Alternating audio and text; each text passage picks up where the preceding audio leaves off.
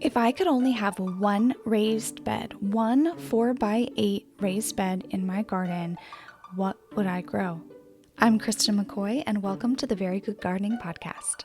I certainly wouldn't grow what is the prettiest or what is trending, but I would do some serious thinking on what is going to earn that spot. Because when space is limited, every plant has to justify itself. I want plants that produce consistently, taste incredible, save money, and actually work hard in the garden. And honestly, some really popular crops are not going to make the cut. So today I'm going to walk you through exactly what I would plant in that one raised bed, what I would succession grow and what I'd completely avoid, and why this setup would probably feed my family better than most bigger gardens. This is my maximum productivity garden plan.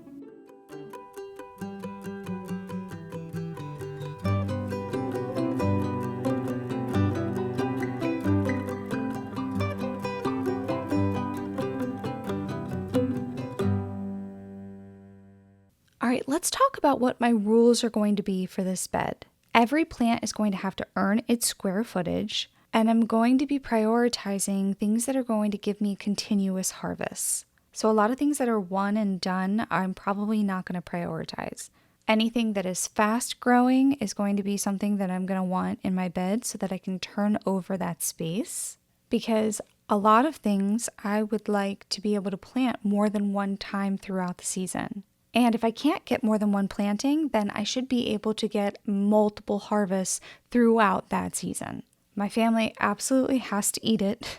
There's nothing that I'm experimenting with here. We're going to go with tried and true crops and varieties. If my family's not huge on it, they'll eat it, but they're not totally fans of it, it's not going to go into my garden. This is Maryland Zone 7B focused, but it can absolutely be transferred and adapted to any zone that you're in if you use those rules. I'm going to be thinking about how I can get year-long harvests out of this bed.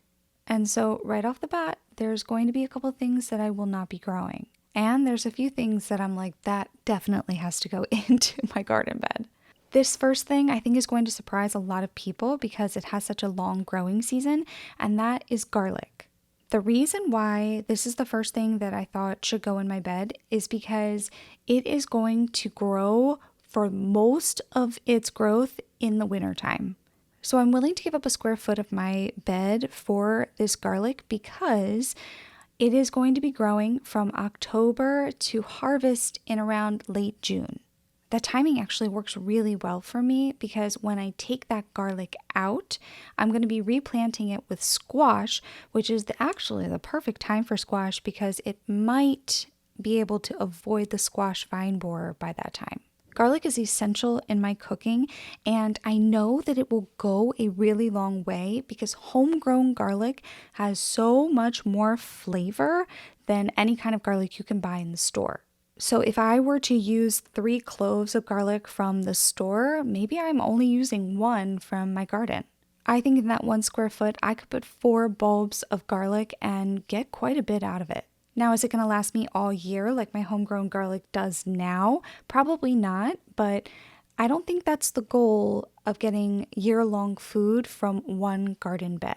At least that's not my goal right now. I do want it to go as far as possible, but I just don't think that I can get year-long food just from one bed. But as I said, homegrown garlic goes a lot farther than anything that's in the store, so that's going to earn its space. Once that garlic comes out, I'm going to be putting squash in there almost immediately, and I'm only putting 1 squash plant. I'm also going to try and grow that squash vertically as much as I can. I've seen this happen where you cut the bottom leaves off and you encourage it to grow vertically with stakes and ropes and all kinds of things. And I would absolutely attempt that strategy if this was my situation. 1 squash plant, if it is healthy, can produce so much squash, way more than you could ever imagine. And the variety that I would be choosing is something called Smooth Criminal. First of all, I love the name, but secondly, it is an incredibly prolific producer. I'm also going to make sure that I'm adding bone meal and blood meal in between those plantings just so that I can replenish the nutrients in the soil. The next thing going in my bed is going to be a cherry tomato plant, specifically black cherry. Black cherries will produce all the way until the first frost, and sometimes our first frost isn't until November. That one black cherry plant is going to produce so many tomatoes. We're talking pounds and pounds and pounds of tomatoes. Will I miss my slicing tomatoes? Absolutely. Will I miss my paste tomatoes? Oh my gosh, yes, I will. However, I can actually make a really good cherry tomato sauce with those cherry tomatoes. It's going to take me a little bit longer because to reduce that sauce to where I want it to be, it's just going to take a long time, a lot longer than it would with paste tomatoes, but it'll be delicious and I'll get it done. Literally anything that I would need a tomato for, I can use those cherry tomatoes. Will it taste the same? Probably not, but it will serve the purpose. Also, specifically, I love black cherry tomatoes because they have the best taste of all the cherry tomatoes. Now, I do like sun gold, but black cherry really is the king here. I'm also going to let that cherry tomato plant kind of come out of the bed a little bit.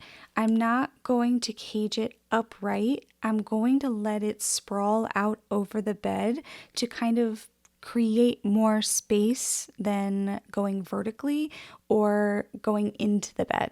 Tomatoes are naturally vining plants, so I think that it will be just fine doing that. And of course, I'm going to have a pepper, and if I had to pick one pepper, it's actually not going to be a hot pepper. It's going to be a sweet pepper called Big Bertha. Big Bertha bells are just the best. They will turn a vibrant red color if you let them go for long enough. And sometimes you can just harvest them as they're green as well. They produce the biggest bell pepper that I have ever seen, and they're just delicious. They're incredibly prolific. You can get dozens of huge bell peppers off of just one plant. Now the pepper plant, I am going to cage and try to make sure I support it vertically because peppers can be really, really heavy, and when they get too heavy, they can actually snap the plant. So I'm going to give it that support vertically just to make sure that that doesn't happen. Peppers are so expensive in the store. It doesn't matter if they're green, red, orange, yellow. They are really expensive. And so growing your own automatically makes it totally worth it. The next thing that I'm going to put in my bed is lettuce. I'm going to be harvesting lettuce from the outer leaves first. I'm not going to be taking the entire head. Then when it gets too hot and it starts to bolt, I'm going to take out the entire plant and I'm going to replace it with more lettuce. I'm going to keep doing that throughout the summer. When it bolts, I take it out, I plant more lettuce until I get to about September 1st. Then I'm going to be planting lettuce and radishes in that space. Radishes grow so quickly, but they're not essential in our diet. So I will have some radishes in the fall because I think that they grow a lot faster in the fall, but I'm not going to grow them in the spring because I would rather have those lettuce greens. I'm also going to consider maybe even cutting out the lettuce and adding spinach. Spinach is going to be growing throughout the fall and into the winter, which is super fun and cool to have fresh greens even when it's like snowing outside. And spinach is very nutrient dense, so I'm getting a lot of bang for my buck here. I cannot forget about bush beans. I love beans and they are some of the best producers in my garden. I'm going to be getting pounds and pounds of beans off of just one plant. The two varieties that I would like to plant are going to be Dragon Tongue and Blue Lake. Both of these are very prolific producers, but they also produce very big beans. And even though those beans are very big, they don't lose their flavor or texture. I can harvest continually off of one plant, and when the plants are spent, I'm just going to replace them with more bush beans. That space is going to have beans in it until the first frost. Beans are something that grow quickly, they're very prolific, they have lots of nutrients in them, and you can freeze them really, really well. So even though they won't grow during the winter, you can freeze them to have them in the winter if you get enough. And the best part about beans is that they are a legume, and legumes will add nitrogen back into your soil. So there literally is no reason to not have beans in your garden. Unless you don't like them, I get it. But if you don't like beans, I highly suggest that you try to grow dragon tongue because for some reason they are more delicious than any other variety. I'll probably take 2 square feet and add potatoes into that space. I'll be doing that in mid-March and then harvesting at the end of June. As soon as those potatoes are out of the soil, I'm adding more soil back into the bed as well as some blood meal and bone meal. Then I'm immediately planting edamame. Edamame grow quickly and they're a fantastic source of protein. Potatoes will last a really long time in your storage, so you can eat them throughout the season and then add in a little protein with the edamame and you've got a meal all by itself. And again, edamame are legumes, so they're adding more nutrients back into that soil.